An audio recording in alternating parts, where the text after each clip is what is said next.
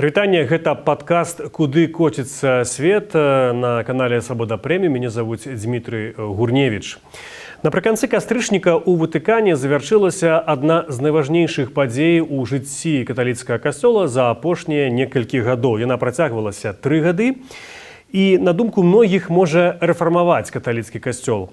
Гаворка пра сінод аб сінадальнасці. Гэта такая важная сустрэча біскупаў, але не толькі, якая на працягу стагоддзяў фармавала дактрыну і практыку каталікоў. Гэтым разам гэты сінод адрозніваецца ад папярэдніх тым, што ён мае нізавы характар. Гэта была такая глобальная кансультацыя вернікаў, якіх паводле Ватыкану ў свеце можа налічвацца 1 300 000 000 чалавек, да якіх высноваў яны прыйшлі, і ці будзе іх голас пачуты іерархамі ў Ватыкане. Пра гэта мы сёння пагаворым у нашай праграме.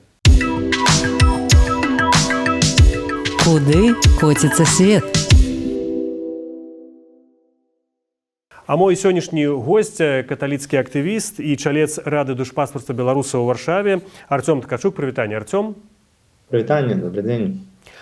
Артём, ці патрэбныя рэформы ўвогуле каталіцкаму касцёлу, інакш адкуль такі ажыятаж да гэтага сіноду? Рэформы патрэбныя заўсёды. Папярэдні мітрапаліт Мінска-Магілёўскі, арцыбіскуп Тадэвуш Кандрусевіч, ён гэта вельмі часта паўтараў, што гэта такое правіла старое касцёльнае, касцёл пастаянна рэфармуецца. У яго была такая пастаянная фраза, ён казаў, што калі мы не развіваемся, то значыць мы кацімся назад. І сапраўды, я як каталік, я ўжо ў касцёле больш за 20 гадоў, так свядома.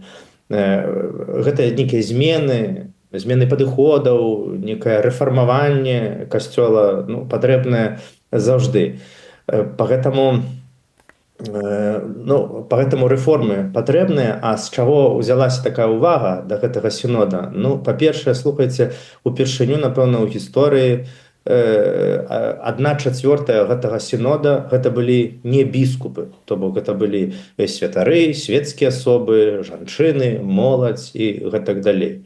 А па-другое, усё-такі гэты сінод склікаў папа Францішак, который у нейкім сэнсе лічыцца рэфарматарам, альбо, я б сказаў, хутчэй, ён спрабуе размаўляць на тэмы дастаткова складаныя. Хоць бы ўзяць, напрыклад, яго там выказванні з дакумента «Аморис Летіція», дзе ён фактычна дазволіў камунію для разведзеных асобаў. Гэта не азначае, што ён разводы ў касцёле дазволіліся. Там вельмі такая складаная матэрыя, которая патрабуе распазнання патрэбы гэтых параў, которые калісьці мелі каталіцкі шлюб, разышліся і ўвайшлі ў новыя адносіны. Там усё не так проста, але фактычна такая магчымасць ёсць. Альбо там, не ведаю, нашумелая з мінулага года папская думка пра магчымасць благаслаўлення аднаполых параў з дакументу «Fiducia supplicans». Там таксама гэта не было ні ў якім разе змена навукі, і папа гэта шмат разоў паўтараў, што ён не збіраецца змяняць дактрыну. Аднак нейкі крок зрабіць у бок тых людзей, которые, можа быць, знаходзяцца на перыферыях касцёла. Увогуле шмат папа Францішак кажа пра перыферыі касцёла, перыферыі грамадства, найбольш уразлівыя, такія сацыяльныя групы.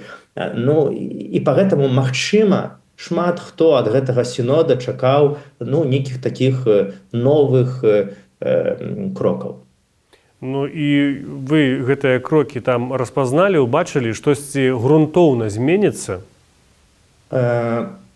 Ведаеце, я б хутчэй сказаў, што і так, і не, таму што ёсць такія рэчы ў касцёле, которые, напэўна, ніколі не будуць зменены, бо гэта дактрына, складзеная стагоддзямі. Аднак ёсць, ведаеце, рух у бок гэтых пытанняў. Ён заўжды можа быць, умоўна кажучы, ужо тое, што на сінодзе ўдзельнічалі свецкія людзі, ужо тое, што на сінодзе былі жанчыны, і была ўпершыню жанчына з правам голаса на гэтым сінодзе.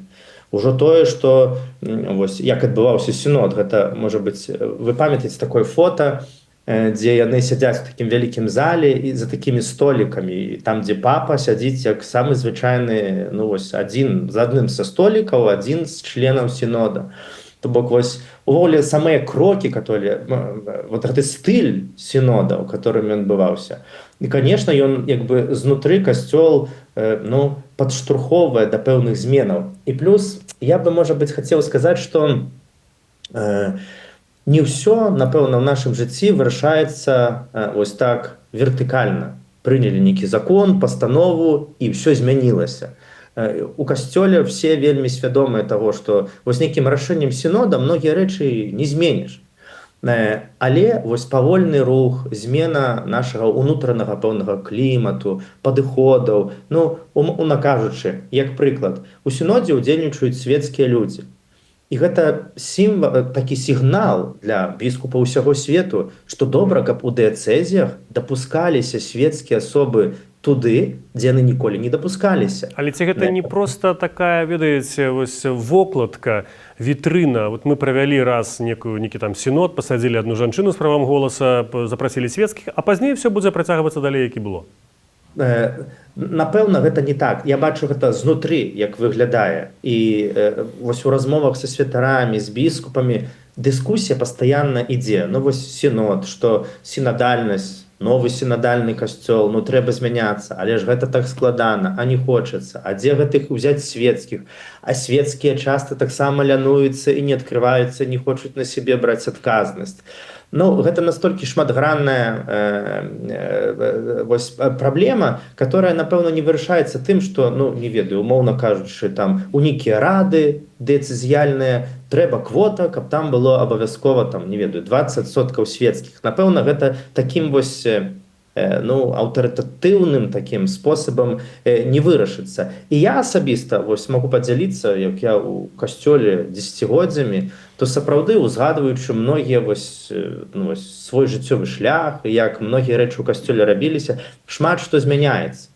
Шмат што змяняецца. Ну, для прыкладу, мяне усміхае, вось, распавяду вам, калісьці ў пачатку 2000-х была такая навіна, паведамленне ад яшчэ тады святой памяці кардынала Казіміра Свёнтка, у якім ён напісаў, што вось там якаясьці група моладзі касцёльнай збіраецца там у нейкую там пілігрымку кудысьці там у Еўропу ці куды, і ён піша, што без дазволу касцёльнай улады не можа быць ніякіх арганізаваных пілігрымак там касцёльнай моладзі куды-кольвек, все павінна быць узгоднена. Ну вось гэта было там больш за 20 гадоў таму. Слухайце, ну у сённяшні час гэта ўжо паведамленне святой памяці кардынала выклікае усмешку. Ужо ніхто сёння не будзе прасіць нейкага дазволу на такія банальныя рэчы. Людзі могуць збірацца, вызнаваць сваю каталіцкую веру, штосьці там рабіць. І я мог прыводзіць шмат такіх вось низавых прыкладаў, которые могуць быць незаўважныя для ну, такого стороннего оглядальника. Давайте поговорим про одно з таких питанняў. Гэта роля жанчын у касцёле. Ва ўсім свеце гэта зараз тренд, раўнапраўе. Ён абсолютна справядлівы, таму што стагоддзямі жанчыны былі, як некаторыя кажуць, на маргінесе, так? Дзесьці з боку гісторыі. І гэта тэма, яна выклікала там і моцныя спрэчкі, эмоцыі таксама. Больш за тое, жанчыны, это маё такое суб'ектыўнае ўяўленне, ўражанне, яны ўсё ж такі часцей ходзяць у касцёл, і яны, гэта таргетавая група касцёла.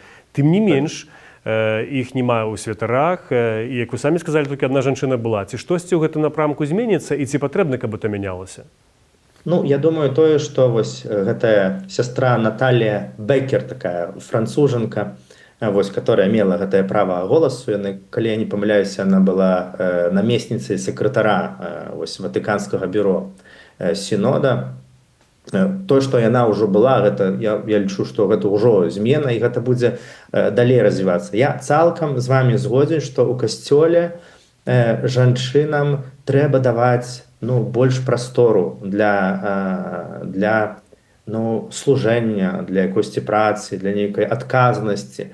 Калісьці, ведаеце, можа быць, гады 2 таму я апублікаваў артыкул на адным з нашых беларускіх каталіцкіх парталаў, вось, менавіта пра вось такую няроўнасць пэўную каталіцкіх манахіняў у параўнанні са святарамі. Была вялікая дыскусія вось унутры касцёльным коле там у гэтага партала, там у Фейсбуку каментарыяў, напэўна, было максімальная колькасць за ўсю гісторыю гэтага каталіцкага партала. І некаторыя святары пазней са мной дзяліліся, некаторыя казалі, я цалкам з табой згодзін, трэба... Там была больш артыкул пра тое, што сёстры, іх аплата іх працы пры парафіях магла быць нашмат лепшая, што ім маглі б давацца там большыя магчымасці там адукацыі, большыя магчымасці адносна займання нейкіх пасадаў і гэтак далей. І тое, што гэты артыкул выклікаў такі рэзананс пэўны у каталіцкіх колах, я лічу, гэта падкрэслівае, што патрэба зменаў, яна ёсць, дакладна, яна ідзе знізоў. І я думаю, што свядомая гэтага таксама іерархіі, кіраўніцтва касцёла. Але свае прывілеі аддаваць яны не хочуць, таму што пратэстанты змянілі гэта ўсё. Там жанчына можа быць святаром, біскупам. Як бачым, пратэстанты не памерлі, нічого не сталося з іх касцёлам ці царквой, як хочаш можна назваць.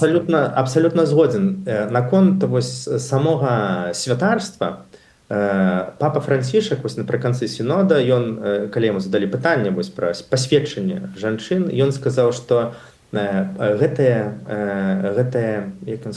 пытанне яшчэ не вызрела і трэба яшчэ час. Аднак я б хацеў нагадаць, што адна з такіх пытанняў ёсць, таму што жанчыны, то бок у каталіцкім касцёле гэта не так, што калісьці жанчыны былі святарамі, а ці пазней перасталі. Жанчыны ніколі не былі святарамі, там ёсць пытанне, ці жанчыны былі дыяканісамі. Но ізноў жа багасловы, тэолагі, біблісты... Патлумачце, што такое дыяканіст? Дыяканіст гэта як да канца і незразумела, гэта як дыяканы, ці гэта штосьці іншае. То есть гэта міні-ксёнз такі, або міні-святар. Так, і зноў жа да канца гэта незразумела. Вось калі слова дыякан, яно вельмі зразумела, а вось дыяканіса, яно, калі не памыляюся, узгадваецца толькі адзін раз. І папа Францішак некалькі гадоў таму нават склікаў адну, ці, калі не памыляюся, нават две адмысловыя камісіі, которым ён паставіў задачу разабрацца, хто былі гэтыя дыяканісы. І пытанне гэтае было, там духоўны такі кіраўнік гэтага сінода, такі дамініканец з Англіі Тімаці Рэдкліф, ён недавно, дарэчы, яго назначылі кардыналам, ён таксама шмат разоў выказваўся пра тое, што жанчынам трэба даваць большую ролю, трэба разважаць пра магчымасці пасведчанняў. Хутчэй у касцёле ідзе пытанне не каб жанчыны былі святарамі, а пасведчанняў, таму што калі мы кажам, што жанчына можа быць дыякан, а дыякан гэта першы такі ўзровень ужо рэальных пасведчанняў святарскага сана. Вось пра гэта ішлі гутаркі. Но пакуль што тэма сышла, вядома, што пасля гэтага сінода зменаў тут не будзе, аднак тэма ёсць, размовы пра гэта ёсць, але відавочна, што пры папе Францішку зменаў тут не будзе. І я бы сказаў, што рэалістычна хутчэй размаўляць пра тое, пра ролю жанчын агулам у касцёле, нейкія адказныя пасады і гэтак далей. Хоць я б, можа быць, хацеў бы дадаць лыжку дзёгця у гэта, ведаючы беларускі касцёл і як гэта працуе ўнутры, то я магу дакладна сказаць, што часта жанчынам не хапае пэўнай, як сказаць, можа быць, смеласці, чагосьці, каб браць адказнасць. Я неаднаразова размаўляў з біскупамі, святарамі, і я чуў такое меркаванне біскупаў, святароў, што, ведаеш, кажуць, што трэба даваць жанчынам большыя пасады, нейкія адказнасці. Ён кажа, што не так часам проста знайсці якуюсьці законную сястру на нейкую адказную пасаду. Таму што культура дзесяцігоддзямі, бо нават стагоддзямі такая, што жанчын не дапускалі да гэтага. Жанчына магла святару рабіць есці, праць яго рэчы, прыбіраць у касцёле, кветкі наразаць. Але іх там большасць. Гэта адно пытанне жанчыны. Ёсць яшчэ пытанне, Францішак неаднаразова гаварыў, падыход касцёла да ЛГБТ+ людзей. І з аднаго боку, ён не адштурхоўвае гэтых людзей, але з іншага боку, ёсць адназначная дактрына каталіцкая касцёла, якая гэтага не прымае. А як гэта ўвогуле можна сюды пагадзіць? І пра што можна было гаварыць на гэтым сінодзе аб гэтым? Э, Справа вось наконт размоваў пра вось усю гэтую тэму ЛГБТ увогуле на сінодзе я мала бачыў вось размоваў там зменаў, таму што дактрына дастаткова ясная.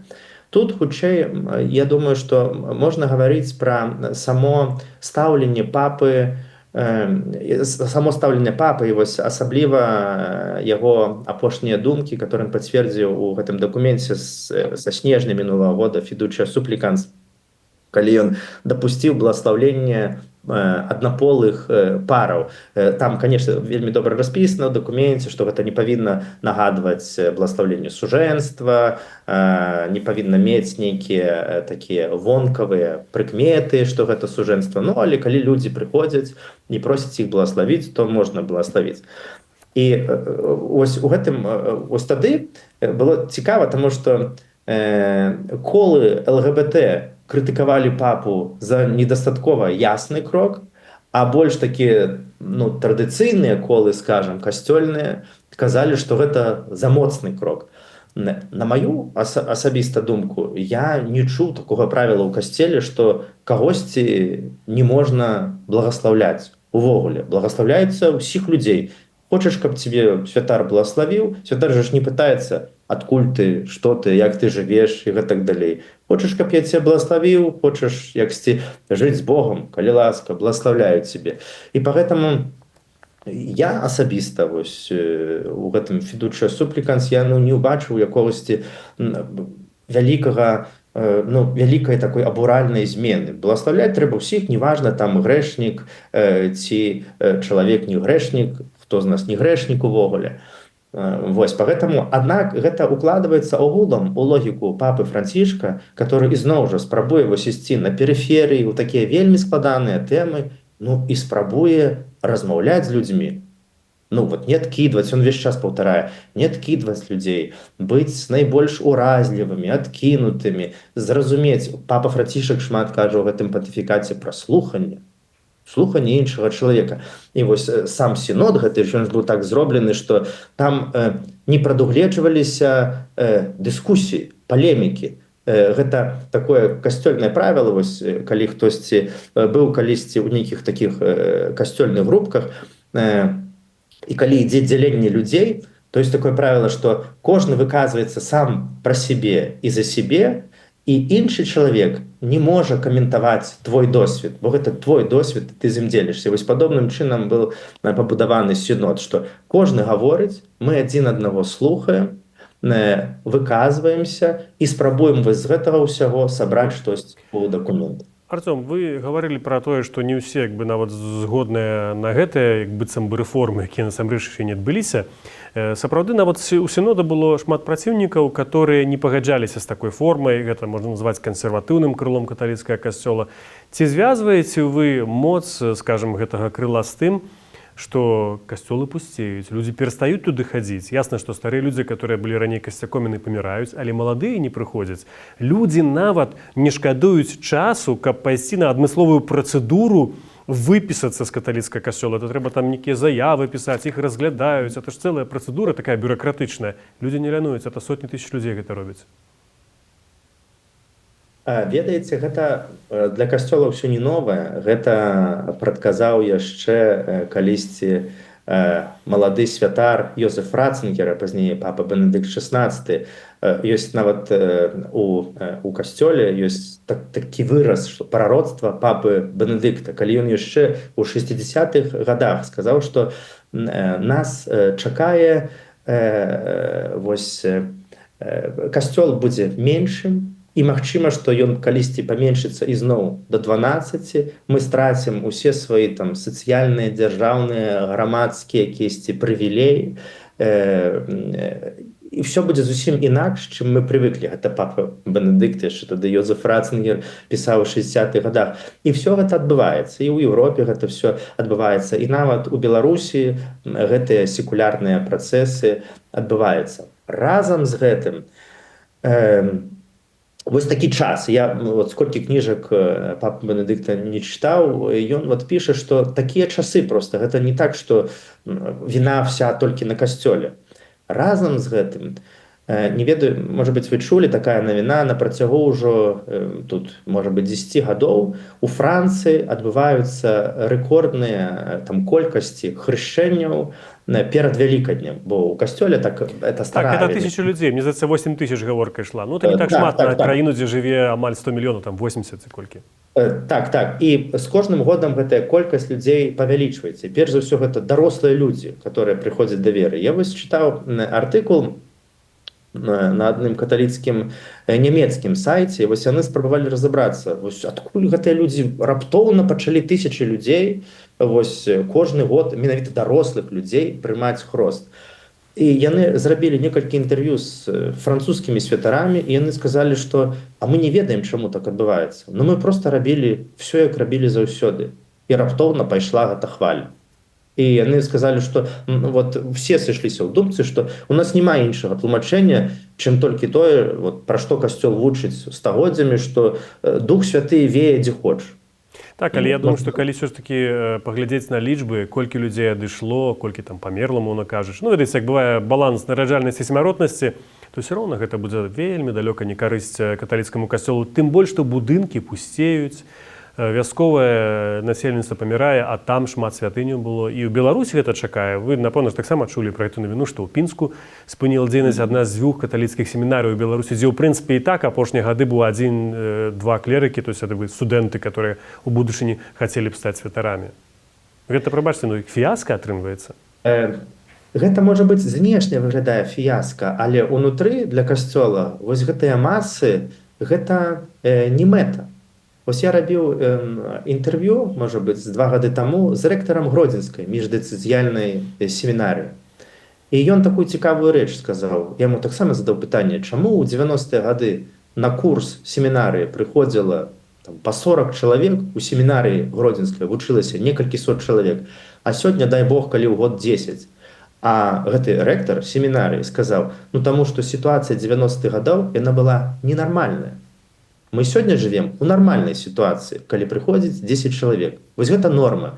Людзі прыходзяць дарослейшыя, больш асэнсаваныя, ведаюць, чаго хочуць. А тое, што адбывалася ў 90-х гадах, гэта шмат у чым быў эмацыйны парыў, сацыяльны ліфт і гэтак далей. І все гэта адбывалася ў заходняй Еўропе. Пагэтаму вось гэтыя пэўны такі ідэал поўных касцёлаў, вялікай колькасці вернікаў, гэта не мэта ў сама сабе. Поэтому вось я неаднаразова размаўляў там са святарамі.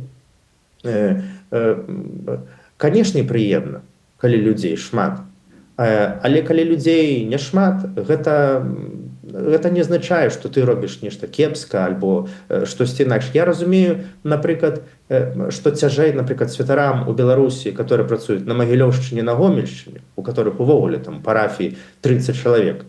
І яны, вось, ты сваё жыццё жывеш дзеля гэтых 30 чалавек у якіх-небудзь, не ведаю, горках.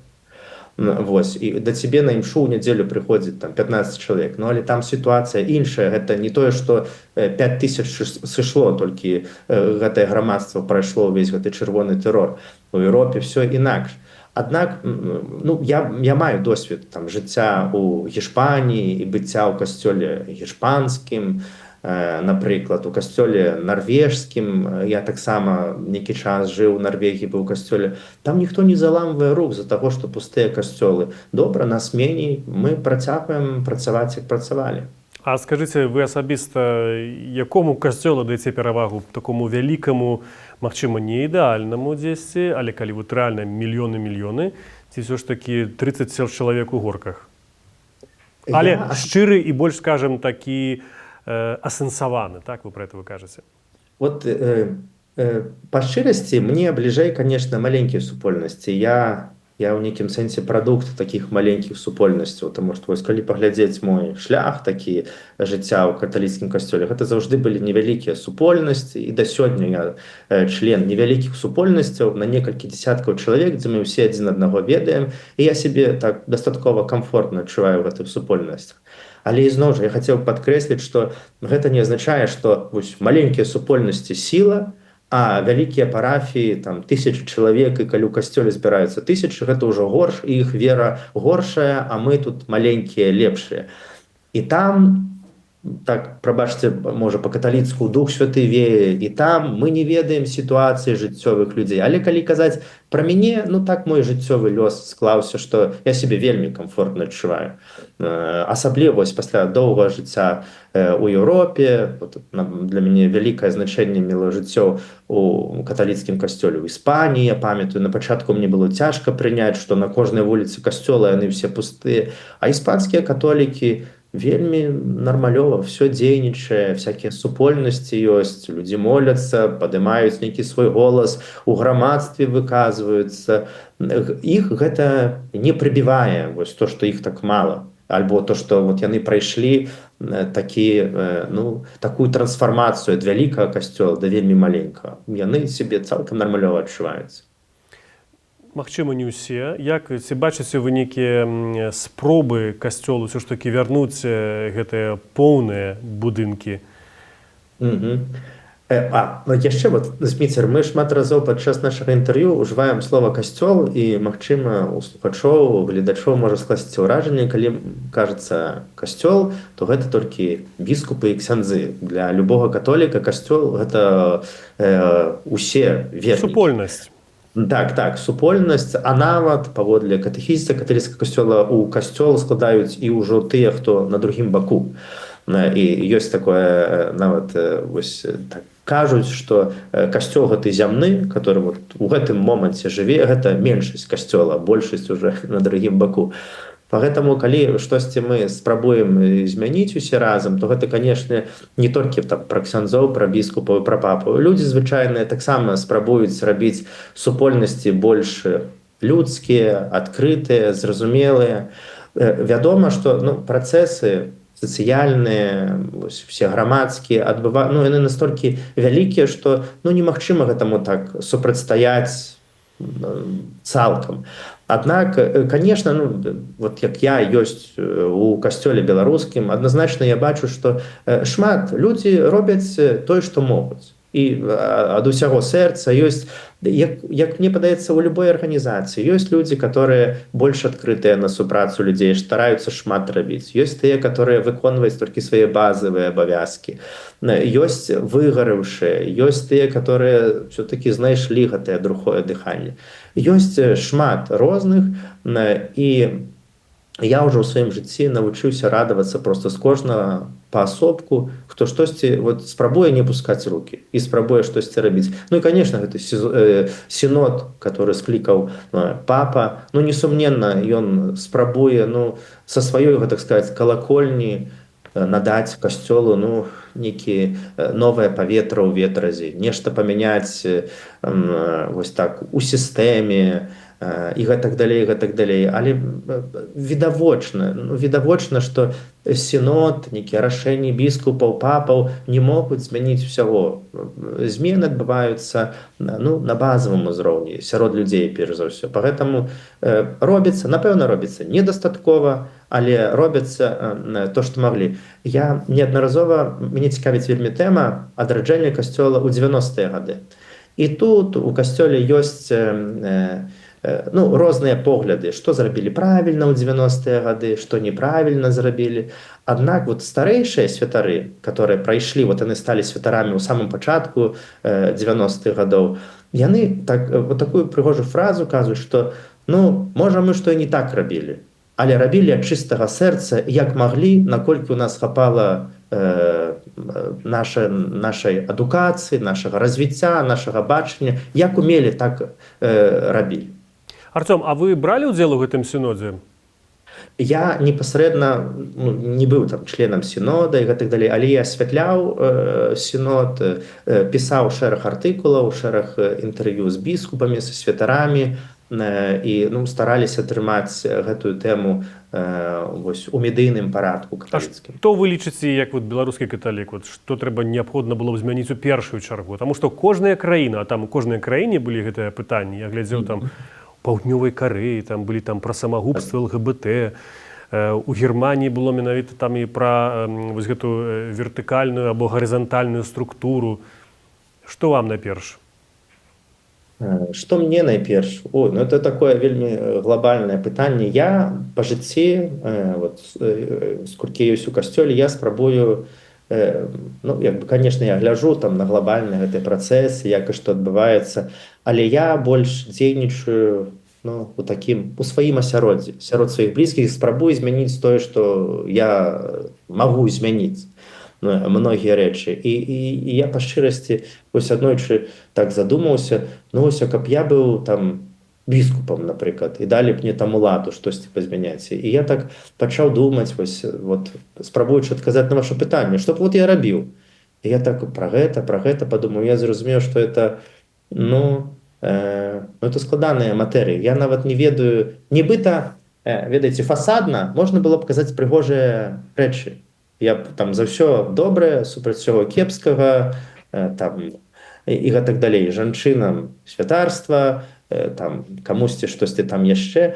Але я адназначна, вось, рэфлектуючы над усім гэтым, я зразумеў, што, ну, многія пытанні вельмі складаныя. І вось так проста іх не вырашыш, але вось мне вельмі падабаецца тое, што кажа папа Францішак падчас гэтага пантыфіката. Шмат слухання, шмат разважання і распазнання. Вось што правільна.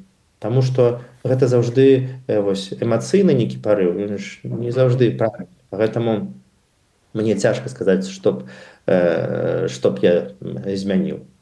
Папа Францішак, да рэчы, который вы ўжо згадвалі неаднаразова, сказаў, што патрэбны касцёл, які сядзіць не склаўшы рукі, а чуе крык людзей і служыць ім. А ці ведаеце вы ў свеце такі, ну, краіну ці супольнасць, такія касцёлы, вот, которые можна сказаць было, што вот яны вот рэальна энергічна развіваюцца, ўсё іх атрымліваецца, ідуць правільным шляхам. У яго яшчэ ёсць лепшая фраза на самым пачатку пантыфікату. Ён калісьці сказаў, што пастыры павінны пахнуць сваімі авечкамі. Гэта так, ну, было так цікава вось пра гэты пах авечак. Конечно, ёсць такія супольнасці ў Беларусі. Просто у нас такая сітуацыя, не хацеў бы называць гэтыя супольнасці, гэтых святароў. І увогуле... Я не толькі пра Беларусь, я кажу увогуле ў свеце, краіны, магчыма. Цяжка сказаць менавіта, ну, пра якісьці там краіны, супольнасці сусветныя. Ну, хапае гэтых, ну, гэта мільёны людзей, дзесяткі, сотні краінаў. Я, ну, магу сказаць пра Беларусь, напрыклад, што адназначна шмат класных, вельмі наватарскіх супольнасцяў, цікавых святароў, цікавых ініцыятыў адбываюцца, і которые адбываюцца менавіта знізу. Вось это не то, што біскуп сказаў, штосьці трэба зрабіць, а людзі вось знізу штосьці пачынаюць рабіць. Але ж ізноў жа для бяспекі ўсіх людзей не хацеў бы называць гэтай супольнасці, гэтыя прозвішчы, але часам я асабіста вельмі здзіўляюся, вось як гэтыя ініцыятывы нараджаюцца, новыя людзі прыходзяць, новыя лідары. Вось. Дарэчы, мы пра 21 стагоддзя, касцёл у іншых зусім умовах, калі там сацыяльныя сеткі, інтэрнэты, а зараз штучны інтэлект. Ці не баіцеся вы, што ці касцёл не баіцца таго, што штучны інтэлект лепей за любога святара адкажа чалавеку, навошта яму жыць, як быць шчаслівым? Ведаеце, мяне калісьці ўразіла, калі ўжо у публічную версію вылілі чата GPT, і пра гэта стала гучна, вось тады такая была хваля артыкулаў у медыях. Вельмі хутка тады Ватыкан за подпісам папы Францішка выдалі такі дакумент пра гэты штучны інтэлект. Я чытаў гэты дакумент, я па шчырасці быў уражаны, ну, у нейкім сэнсе прафесіяналізмам гэтага дакумента, і многія рэчы, вот само тэхнічнае разуменне, як працуе штучны інтэлект і гэтак далей. І я шчыра быў уражаны тады, што адрэагавалі так хутка, і дакумент быў настолькі неблагі. І А у асноўным вот все выказванні таго часу шмат разоў папа Францішак выказваўся і там розныя кардыналы. Ёсць такі дарадчык папы Францішка па вось штучнай этой інтэлігенцыі, такі францішканін Пауло Бенаці. Ён увогуле гэтай тэмай займаўся ўжо там з пачатку 10-х гадоў, то бок задоўга да таго, як ChatGPT з'явіўся і стаў, ну, настолькі стала гэтая хваля. Дарэчы, гэты францішканец Пауло Бенаці з'яўляецца дарадчыкам таксама па гэтай жа сферы пры ўрадзе Паулі Мелоні, таксама пры італьянскім урадзе. Іх кансультуе.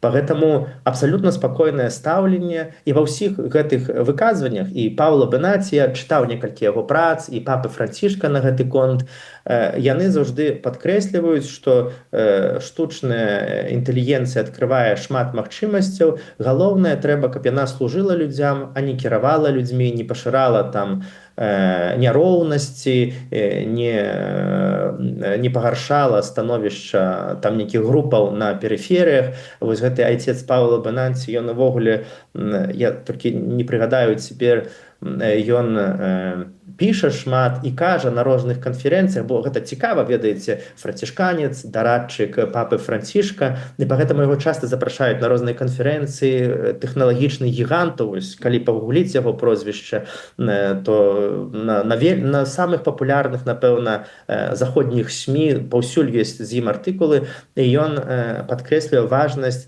стварэння нейкага этычнага кодексу вось для штучнай інтэлігенцыі, для алгарытмаў, каб яны не пагаршалі стан тых, каго і так ён кепскі ў грамадствах, і каб перш за ўсё, вот яны падкрэсліваюць, такая стандартная рабочая фраза, каб гэта служыла людзям, а не кіравала ім. Поэтому я быў, шчыра кажу, здзіўлены, калі вось все гэта выйшла, і наколькі ў Ватыкане так спакойна і вельмі прафесійна да гэтага адносіліся, і наколькі так з веданнем тэмы выказваліся. Вы тричі згадували, што жылі ў Нарвегіі, ведаеце той касцёл. У паўночных краінах скандынаўскіх касцёл гэта фактычна частка дзяржавы. Людзі плацяць падатак на гэта. Такая бюракратычная структура, можна сказаць. У Беларусі і каталіцкі, праваслаўны, іншыя супольнасці, канфесіі рэлігійныя, яны аддзеленая дзяржава, канстытуцыя падзяляе гэта ўсё, і светскую дзяржаву, і рэлігійныя супольнасці. На вашу думку, так павінна заставацца? Ці ўсё ж такі можа быць вось такі паўночны напрамак, дзе у прынцыпе вельмі сучасныя грамадствы вельмі роўныя, я маю на ўвазе раўнапраўе паміж рознымі людзьмі, вельмі інклюзіўныя, з павагай, якія ставяцца там да мігрантаў, там вельмі мала ксенафобіі, прынамсі менш і менш.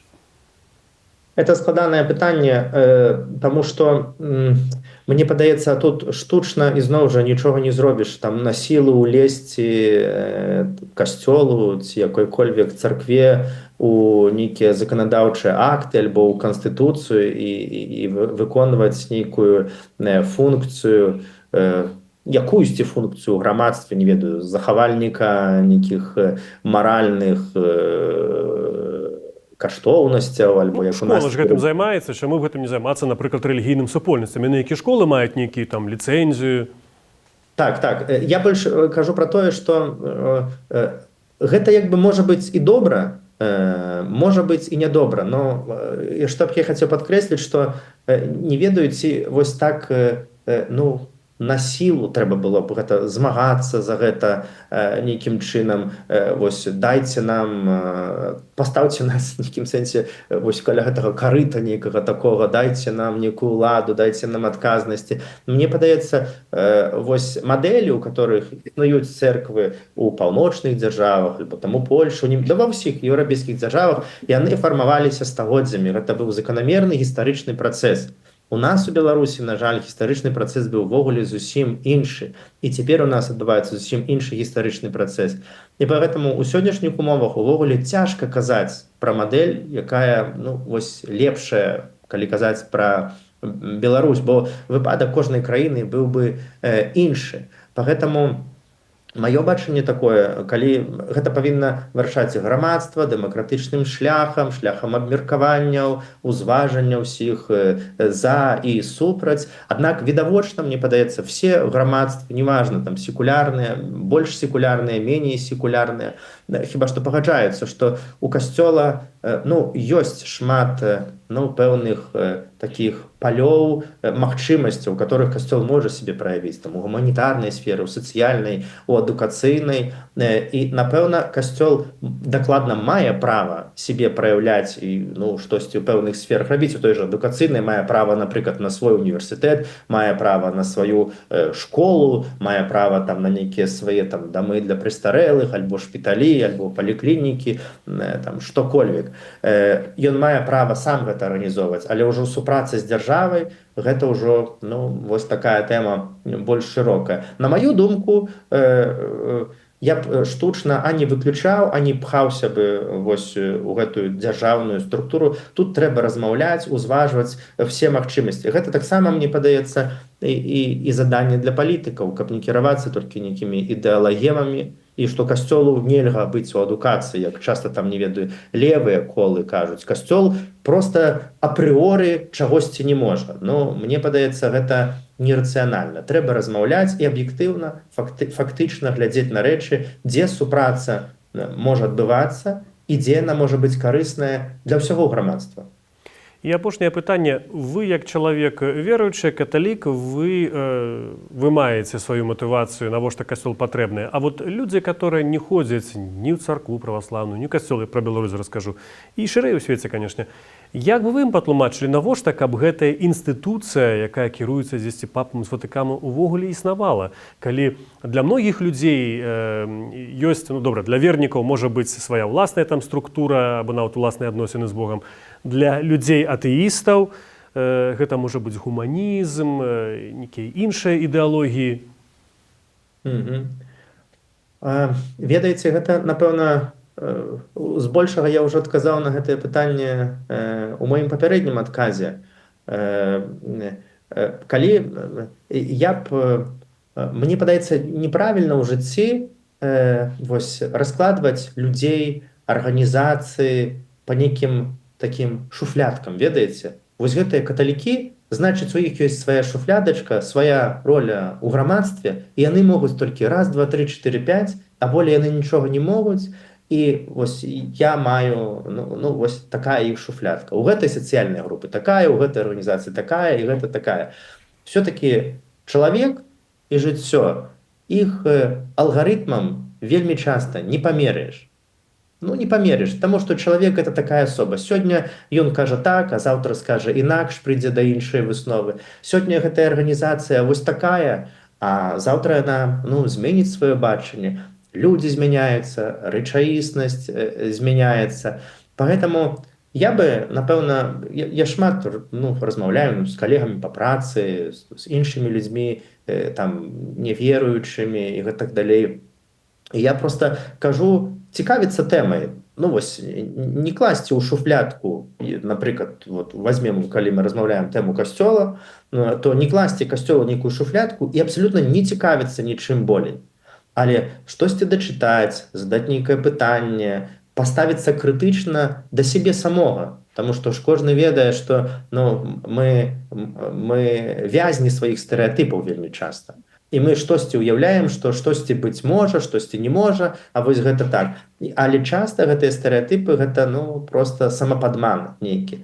Пагэтаму касцёл мае вялізнейшую традыцыю і вялізнейшы вопыт гістарычны існавання ў грамадстве і выканання пэўных задач у грамадстве. Просто за апошнія стагоддзі шмат змянілася, і, напрыклад, раней адукацыя ў большасці была такой рэлігійнай, альбо якісьці касцёл ёй кіраваў. Цяпер яна стала больш светская, але таксама вельмі шмат касцёла засталося ў адукацыйнай сферы, і касцёл мае што сказаць. Усё-такі тое, што нават сёння ў такой секулярнай Еўропе столькі шмат існуе рэлігійных школаў, існуюць рэлігійныя універсітэты з вельмі добрым узроўнем адукацыі. Гэта штосьці за сябе кажа. Поэтому У гэтым плане і я па шчырасці вось у нас у Беларусі я шмат гэтага заўважаў, што савецкая вось гэтая прапаганда атэізму, яна да сёння жыве шмат у якіх галавах людзей. Таму што вось людзі ў Беларусі, на маю думку, это мой асабісты досвед, касцёл вельмі часта вось маюць у гэтай, зноў жа, пра што я казаў, шуфлядцы, і яны не ўяўляюць, што школа можа быць каталіцкай. Людзі ўяўляюць, што каталіцкая школа – гэта школа, у которой займаюцца толькі каталіцтвам. Ну, на жаль, мае асабіста дзеці ўсё жыццё вучацца ў каталіцкіх садках і школах. І я ведаю, як выглядае каталіцкая школа знутры. Ну, многія людзі могуць здзівіцца, як яна знутры выглядае, і дзеці застаюцца дзецьмі. Ім трэба вучыцца, ім трэба развівацца, ім трэба і танцаваць, і спортам займацца, і гэтак далей. Пагэтаму, мне падаецца, вось наша беларускае грамадства шмат у чым, ну, губляе на тым, што не ўспрымае касцёл як здольны вось выканаць нейкую, ну, грамадска-сацыяльную функцыю. Я лічу, што шмат што губляе. Хаця бы вось, не ведаю, праца з моладдзю і з дзецьмі. Я заўжды паўтараю, што людзі не веруючы, а чаму не запісаць дзяцей на нейкі, не ведаю, летнік, нейкія моладзевыя сустрэчы, у некую моладзевую групку.